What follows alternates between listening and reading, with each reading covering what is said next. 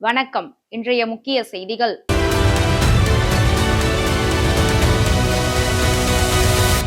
தமிழக முதலமைச்சர் விஜய் இன்று கரூருக்கு சென்று கூட்ட நெரிசலில் உயிரிழந்த சம்பவத்தில் பாதிக்கப்பட்ட குடும்பங்களை சந்தித்து ஆறுதல் தெரிவிக்கிறார். மேலும் கருணை அடிப்படையிலான பணி நியமன ஆணைகளையும் வழங்குகிறார். இந்திய பிரதமர் நரேந்திர மோடி ஆஸ்திரேலிய பிரதமர் அந்தோனி அல்பானிஸ் சந்திப்பின் போது தமிழ்நாட்டிலிருந்து திருடப்பட்ட 3 பழமையான சிலைகள் மற்றும் தொல்பொருட்களை இந்தியாவுக்கு திருப்பி அளிக்க ஆஸ்திரேலியா அறிவித்துள்ளது.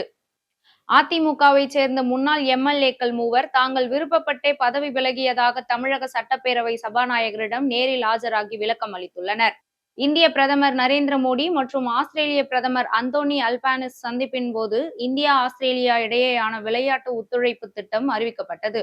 மேலும் இந்தியாவின் 2036ஆம் ஆண்டு ஒலிம்பிக் நடத்தும் முயற்சிக்கு ஆஸ்திரேலியா ஆதரவு தெரிவித்தது.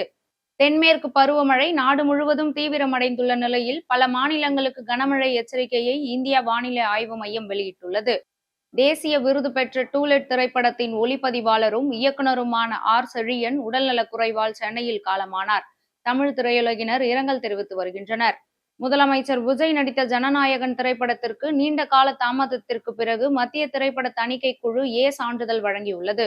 செய்திகளை உடனுக்குடன் தெரிந்து கொள்ள எங்களுடன் தொடர்ந்து இணைந்திருங்கள். மீண்டும் அடுத்த செய்தி தொகுப்பில் சந்திப்போம். நன்றி, வணக்கம்.